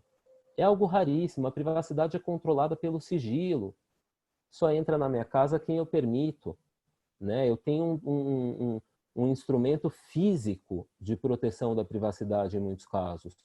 É claro, tem foto de drone da casa de ator, da atriz, não sei o quê. Tem violação de privacidade, é óbvio que tem. Mas não é recorrente, não é comum. No caso da proteção de dados, as violações são cotidianas. Todos nós sofremos violações. Se essa lei estivesse em vigor hoje, imagina quantas empresas violam cotidianamente os nossos dados, seja por spam, seja por problemas de segurança da informação, seja por vazamento de dados, de várias formas. Então, o jeito que eu entendo a Constituição Federal é, por definição, a norma que contempla os direitos e garantias fundamentais. É lá que eles devem estar previstos. Ao negar a proteção de dados um lugar nessa norma, eu nego a ela, e um dos grupos que falou a favor trouxe isso, eu nego a ela a possibilidade de enfrentar outros princípios constitucionais de frente, no que a hermenêutica chama de harmonização de princípios constitucionais. O que significa que sempre que a proteção de dados entrar em rota de colisão com um princípio constitucional, ela vai sair perdendo, porque ela não é uma norma constitucional, ela é uma norma infraconstitucional. Daí a importância de alçar a proteção de dados para esse mesmo lugar, para essa mesma norma, para que ela possa ser harmonizada de igual para igual. Minha visão. Não tem certo, não tem errado. É livre. Eu acho que cada um se convence com os seus argumentos, cria o seu próprio convencimento e defende o seu ponto de vista. Esse é o meu. Eu acho que se a gente pretende estabelecer um sistema efetivo de proteção de dados pessoais no Brasil, se essa lei pretende ser aplicada de cabo a rabo para que a gente possa trafegar dados com outros países, para que a gente possa garantir aos cidadãos o reconhecimento de um novo direito efetivo, eu acho que é muito importante que seja alçado ao status de norma constitucional. Mas, com relação à PEC, eu sou contrário, porque eu acho que foi mal escolhido o local de inserção dessa proteção. Essa proteção não deveria estar vinculada a sigilo de correspondência, de comunicações telegráficas, etc. Ela deveria estar ou no inciso apartado, no inciso específico, ou no inciso de privacidade. Pedro, você me Diga. desculpa, posso te interromper um instante? Deve? Eu vou Eu aumentar acho a que é tela uma para eu te ver notícia aqui. positiva, porque o relator dessa PEC, ele fez uma revisão, parece que ele ouviu os seus argumentos. Ele acolheu os seus argumentos quando ele fez esse relatório e essa revisão, porque ele destacou desse inciso aqui, ele pegou e colocou num novo inciso e apresentou o relatório que vai agora ser objeto de discussão, porque essa PEC está parada. Ela ficou congelada lá ia para o plenário da Câmara, né? E eu acho que por ele ter sido o relator da LGPD, né, Pedro? Foi o deputado Orlando Silva, ele teve essa sensibilidade de perceber o quanto seria improdutivo manter a proteção de dados com o sigilo, porque era justamente o precedente que a gente tinha no Supremo que nos atrapalhava, porque entendia a proteção de dados como algo ligado ao sigilo, como algo ligado à privacidade. Não percebia o caráter autônomo da proteção de dados.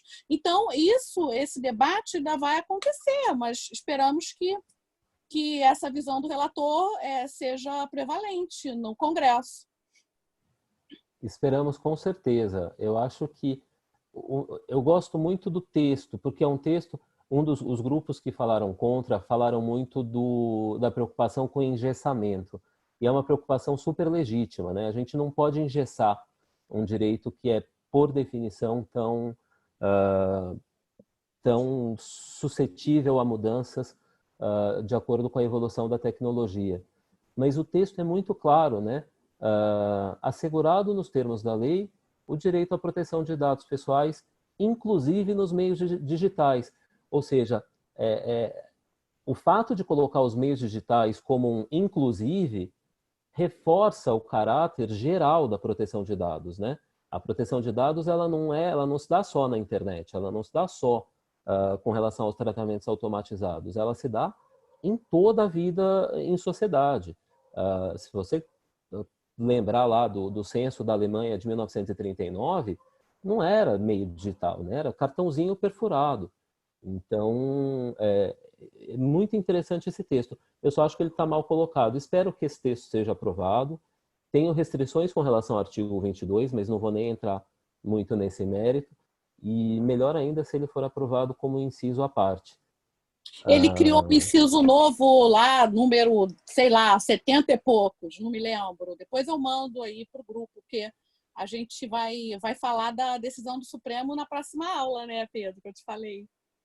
Eu coloquei aqui a indicação, eu ia falar e você me falou que ia falar, eu já não vou nem falar. Mas acho bacana. Espero ter suprido a curiosidade de vocês sobre a minha opinião. Espero que tenha ficado claro.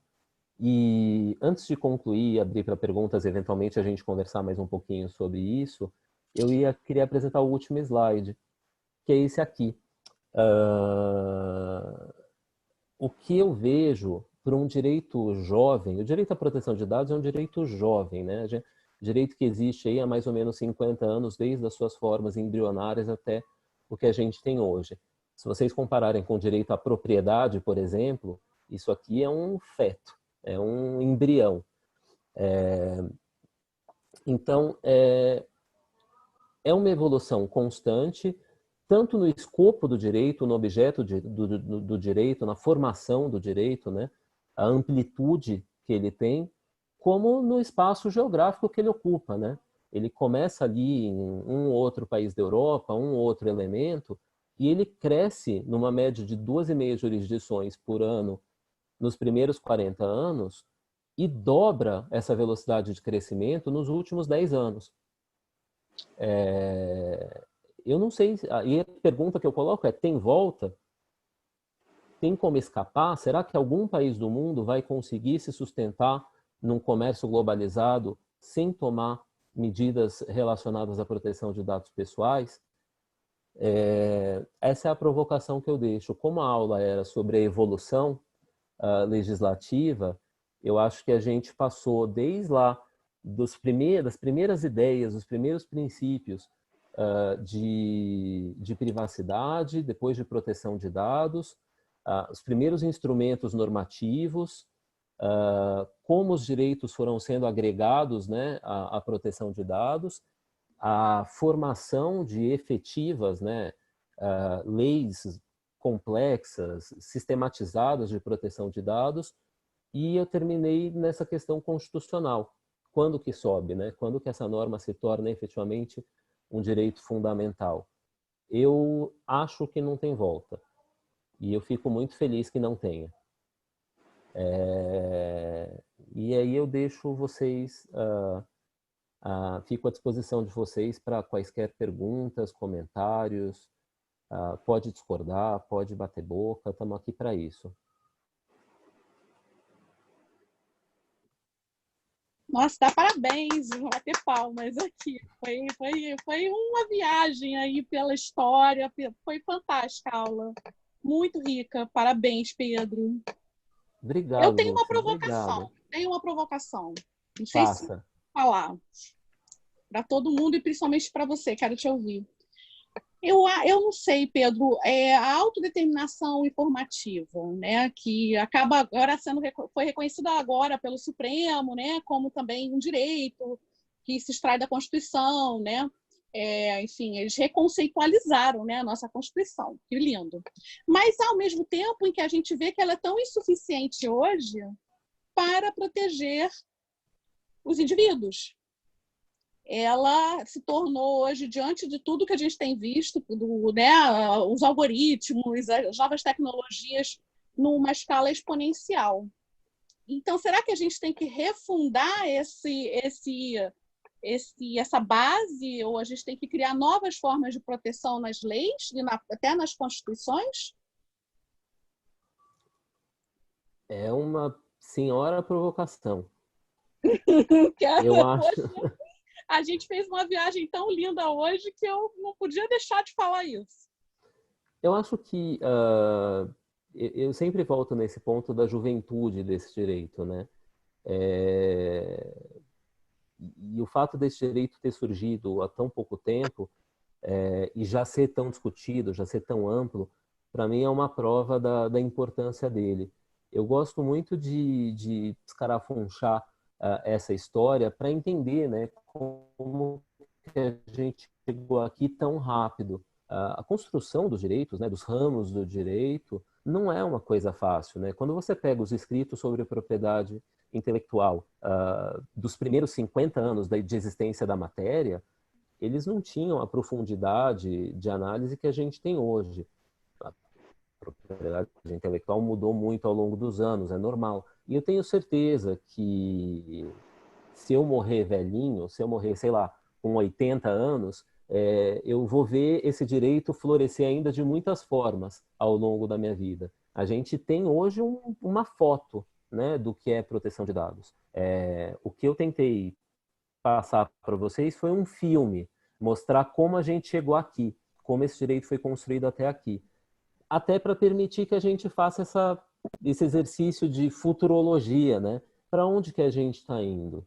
Eu vejo, apesar de ser apaixonado pela matéria, eu vejo muitas falhas, né? Eu acho que, sei lá, o GDPR é fantástico, mas você entra num site europeu hoje, aparece uma barra do cookie, e ou você aceita ou você tem que entrar no negócio para parametrizar o seu consentimento granulado.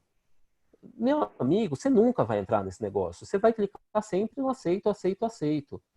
Isso é um efeito colateral do GDPR que eu acho que é negativo. A gente vai ver isso na LGPD. A gente vai passar por esses momentos de por que diabos eu tenho que clicar em outro negócio? Sabe? Por que eu tenho que assinar outro papel? Por que eu tenho que...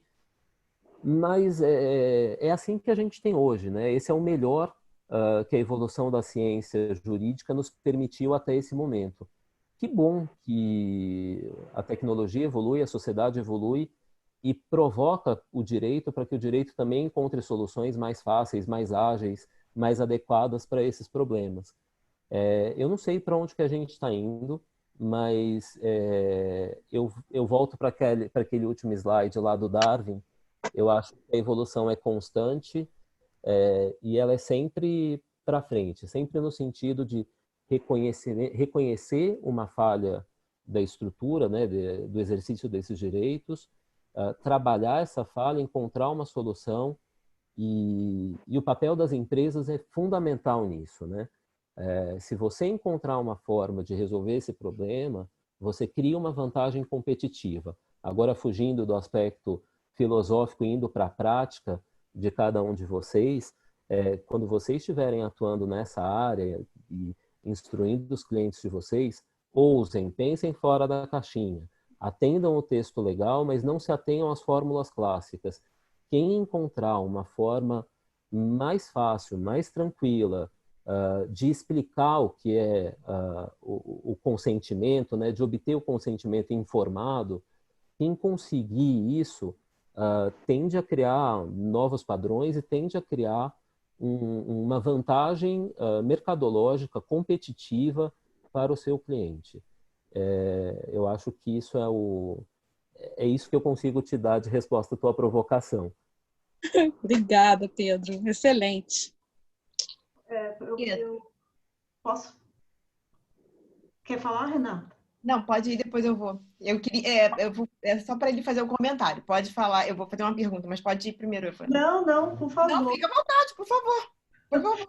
Bom, em relação à questão da decisão que julgou a inconstitucionalidade da medida provisória 954, justamente sobre autodeterminação informativa, eu já uso o mesmo assunto com viés totalmente oposto. Apesar dessa decisão, você continua preocupado que o arcabouço jurídico, que a interpretação que se dá hoje é insuficiente. Após a decisão do plenário do Supremo reconhecer o direito de autodeterminação, então, assim, por que eu depois de você falar isso tudo, mas assim, por que, qual o medo, por que do receio da legislação ordinária não ser suficiente a despeito da raiz, toda essa viagem que você nos levou, a raiz de tudo vem da questão da proteção da personalidade humana, né? Então, assim, a autonomia, essa autonomia buscada, ela assim, de certa forma utópica, porque existe uma raiz onde isso vai estar sempre necessário, né? É um vértice necessário, penso assim, na natureza jurídica desses direitos. Então, assim, qual o receio de, apesar da decisão do plenário do Supremo, que reconhece a autodeterminação, o direito da autodeterminação, ou seja, o controle sobre os dados, né? Num caso que foi pouco, talvez, difundido, alardeado pela mídia, mas que teve uma importância muito grande, porque, comparativamente, é o mesmo marco que aconteceu na Alemanha, naquela decisão sobre a questão do censo. Exatamente a mesma circunstância. Então, por que lá foi um marco e para nós não é um marco? Aí, professor Pedro. Maravilha. Bom, eu acho que eu tenho algumas perspectivas para te dar sobre isso. A primeira é que eu sou, acho que a palavra certa é chato. Eu gosto das coisas certas nos lugares certos. E eu acho que se eu entendo que isso é um direito fundamental, eu gostaria que ele estivesse na prateleira de direitos fundamentais. Um instante aqui em casa, essa é a prateleira de DVD. Não tem DVD na prateleira de livro, não tem livro na prateleira de DVD. Eu gosto de ver as coisas nos seus lugares certinhos. Mas com relação à decisão, eu entendo a força de uma decisão do plenário do Supremo. Mas eu também entendo que o nosso país tem um histórico democrático turbulento, né? O Supremo se recompõe quase que integralmente a cada 15 anos. Os ministros que hoje estão lá, daqui a 15 anos, vão ser outros. Daqui a 10, talvez a maioria já seja diferente. Então, é difícil contar só com uma interpretação do Supremo, porque elas podem ser alteradas ao longo do tempo, né? O Brasil tem muitos direitos reconhecidos pelo Supremo, muitos, né, em várias áreas. Acho que no direito tributário, né, a interpretação que o Supremo dá rege boa parte do direito tributário brasileiro. Alguns direitos de minorias, mulheres, LGBTs, muitos dos direitos conquistados, usando mulheres como minoria aqui, né, minoria, absurdo falar isso. Mulheres são a maioria, mas ainda tem um aspecto de opressão. Muitos são validados pelo Supremo, mas são validados por essa composição temporária, presente, que a gente espera sempre que no caminho evolutivo, civilizatório, seja sempre melhor, sempre para frente, sempre com uma perspectiva de melhoria na qualidade dos direitos, na aplicação dos direitos, mas que não é garantido, né? Quem sabe qual é o futuro do Supremo? Quem sabe quem é o próximo presidente que vai indicar, de repente, 2 ou 3 ministros, vai mudar a formação da casa e vai, de repente, daqui a 10 anos, chegar numa conclusão diversa. Não que a nossa Constituição seja também um marco imutável, né? Acho que a nossa Constituição é alterada com alguma frequência.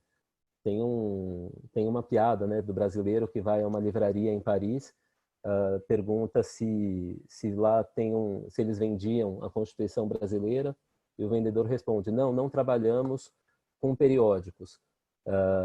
É quase isso, a gente tem 3, 4, 5 constituições por ano.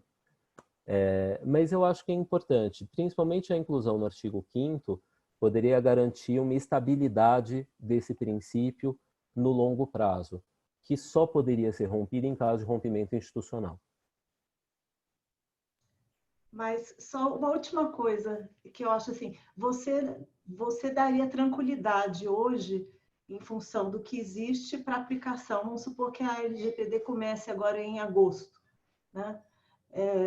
O que temos hoje, você acha que é absolutamente satisfatório?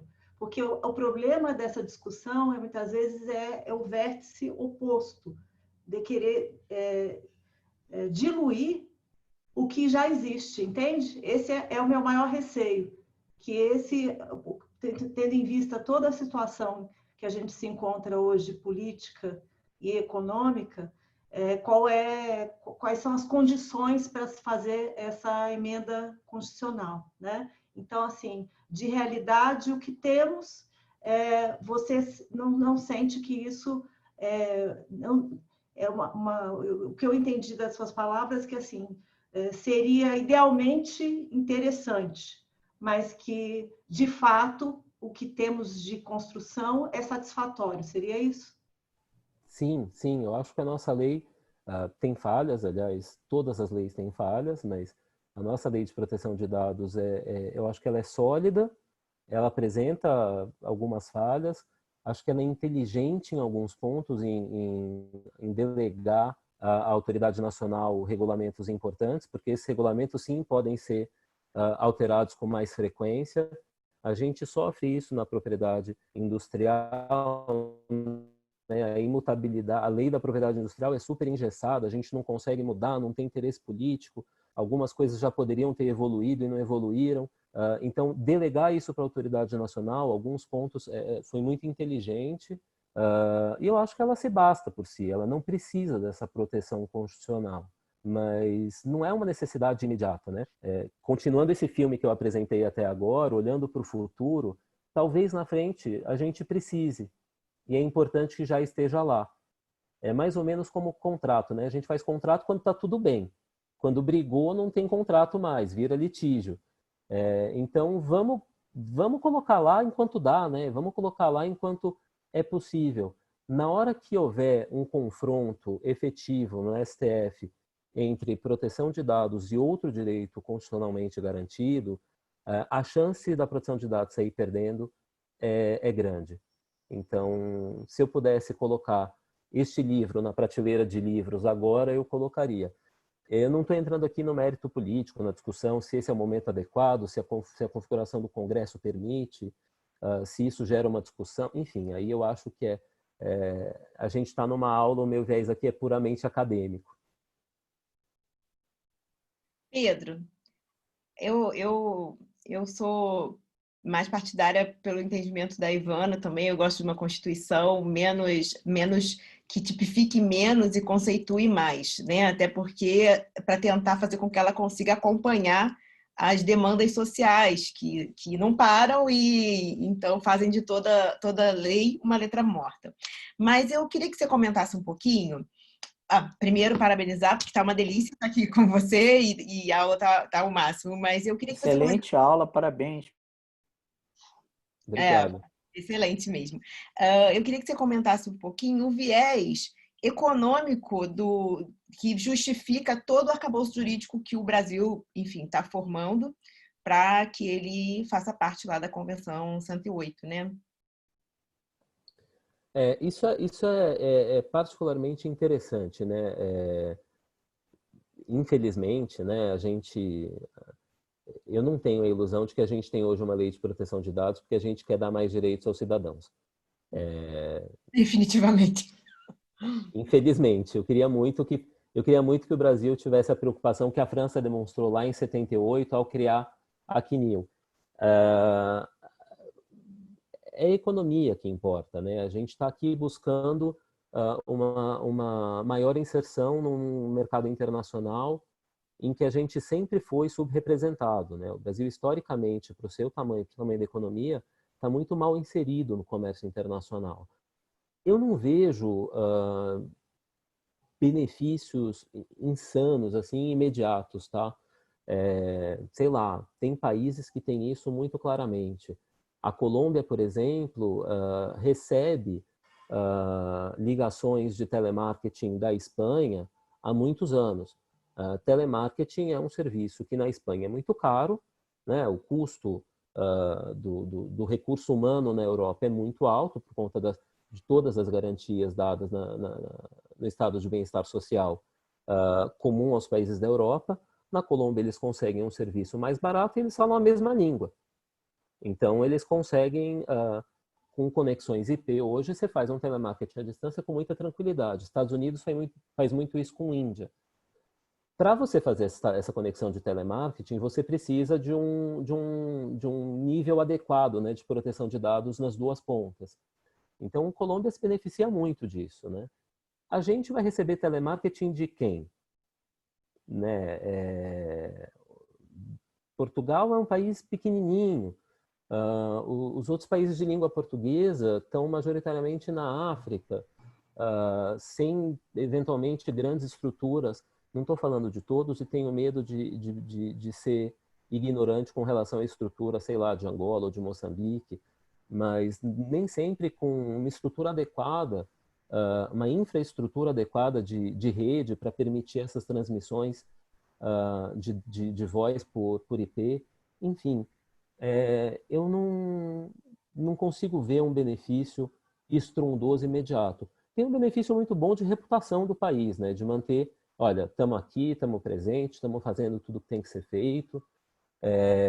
Esse é um país sério, né? Está atendendo aí a todos os tratados e convenções.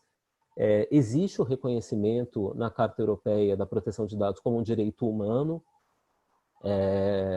Acho que em algum momento a gente pode ver outros instrumentos internacionais fazendo o mesmo movimento.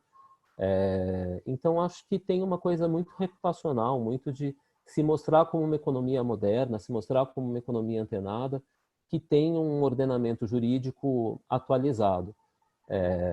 Se cola, se é suficiente, não sei. Ótimo. Quem mais? Dirceu? Eu tenho uma questão, mas eu tô na fila. Vamos lá, Natânia, pode falar. Primeiramente, agradeço a aula maravilhosa, muito boa mesmo. A minha pergunta, na verdade, acho que é não é saber o que é certo e o que é errado, mas saber a opinião do professor a respeito da questão do conceito, muitas vezes, que se tem de uma privacidade universalista, né? E a diversidade universalista deixa alguns de fora. E quando a gente pensa, por exemplo, né, em proteção de dados, isso muitas vezes não é diferente. Se a gente pensa nas 10 bases legais da Lei Geral de Proteção de Dados, e a gente vê, né, de quem é esse consentimento, né, como ele ocorre, ele vai variar também. Por exemplo, a análise de crédito, ela afeta os sujeitos de forma diferente. E a gente tem boas intenções, sim, legislativas. A gente tem uma régua de proteção de bens jurídicos que ela advém de uma herança colonial, de manutenção de privilégios e de negação de humanidades. E aí, nesse sentido que eu gostaria de saber a sua opinião com relação a essa ideia de privacidade universalista. Excelente pergunta. Eu te confesso que eu dediquei pouquíssimo tempo para fazer análise sobre essa perspectiva.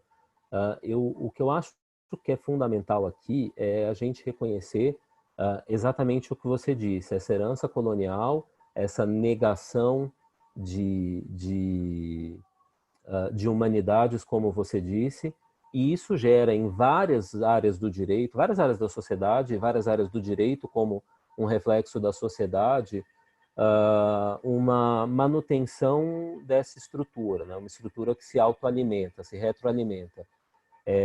Eu acho que é muito importante que a gente se mantenha alerta. Eu lembro da tua questão na última aula para o Cláudio, e eu refleti bastante sobre aquilo, né? Como é que a gente, do ponto de vista legal, poderia tratar isso? Eu não sei se a resposta está na lei. Talvez a resposta esteja mais na sociedade, em como a sociedade interpreta e aplica aquela lei, em cada um de nós. O exemplo do carro automático, né, o carro, enfim, autônomo, é fundamental, né? Quem regulou aquele sensor? Quem pensou naquilo? Quem preparou aquilo? Eu acho que enquanto a sociedade não mudar, o direito não muda. O direito tem essa característica de uma ciência a reboque, né? Uma construção cultural. Enquanto a cultura não existe, o direito não se manifesta. Então, é muito importante que a mudança parta da realidade para que o direito consiga abraçar e regular. O caminho contrário existe, né? Algumas vezes o direito é usado como um propulsor de mudança social. Eu lembro aqui, quando eu era criança, eu tinha 6 anos de idade, andava no banco da frente do carro da minha mãe sem cinto de segurança. Coisa normalíssima.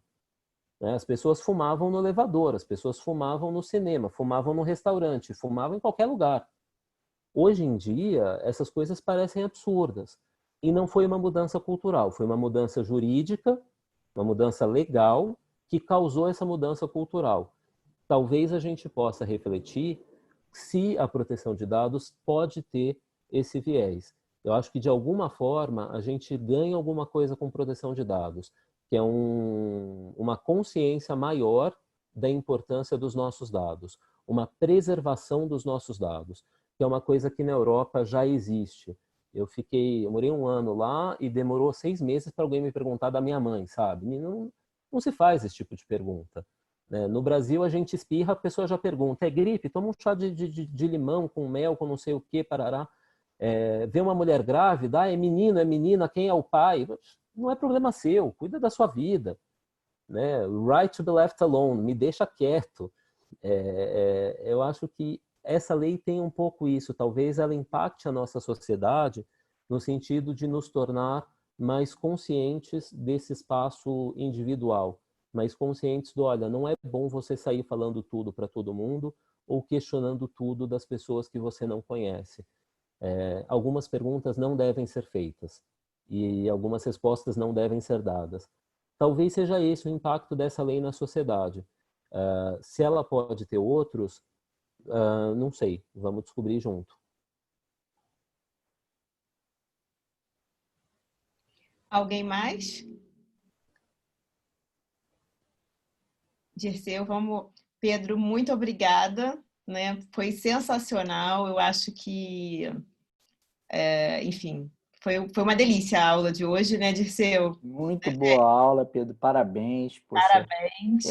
Vamos depois, aproveitando aqui, eu tenho certeza que o feedback aqui dos nossos alunos também vai ser muito bom, mas nós aqui na qualidade de co-coordenadores aqui desse projeto, a gente queria te agradecer muito, Pedro. A gente sabe que, poxa, e foi uma aula excelente, pô, e acho que todos nós aqui ficamos maravilhados com o nível que a gente conseguiu chegar aqui. E eu estou impressionado que e olha que nós somos um módulo 1, né? Nós estamos no módulo de início, né? E já estamos no nível de densidade aqui, que acho que está todo mundo feliz. Eu também queria agradecer a participação aí das perguntas muito pertinentes da Natane, do Igor, do nosso querido Dr. Jorge, todo mundo podendo participar e mais uma vez falar para vocês, gente, essa ferramenta de EAD, todos nós estamos aprendendo a usar, não é? Então, acho que aos pouquinhos a gente está começando a alinhar um pouco como essa ferramenta funciona, mas é bom que nós estamos fazendo essa caminhada todos juntos. E a doutora Ivana também, que fez uma pergunta super bacana, mas eu não estou conseguindo ver aqui. Ela pediu desculpas. Pois é. Eu estou vendo que o Arthur está aqui, pessoal. Tem muita gente legal aqui que tão interessado que a nossa aula se estendeu por mais 30 minutos. Pô, talvez na aula física todo mundo nessa hora já tivesse indo, não, vou lá ver a novela e tal. Então temos esse ponto também aí. Não temos o deslocamento das pessoas para casa, que todo mundo já vai poder ver a sua novela ou etc. aqui em 30 segundos. Dirceu, eu queria, para a gente tentar a próxima aula vai ser com a Lúcia. Sim. Eu queria pedir se pudesse todo mundo chegar um pouquinho mais cedo para a gente começar bem na hora e tentar diminuir ao máximo esse final. Para mim é sempre doloroso dizer, olha, eu sou inimiga do fim. Então, para mim, dizer, olha, vamos cortar e vamos cumprir o horário não é fácil. Então, se a gente começar na hora, a gente consegue, quem sabe, reduzir um pouco esse atraso final, que eu recebi aqui alguns comentários nesse sentido. Então, muito obrigada a todos. E o Pedro, você vai disponibilizar? A gente pode dividir a sua apresentação?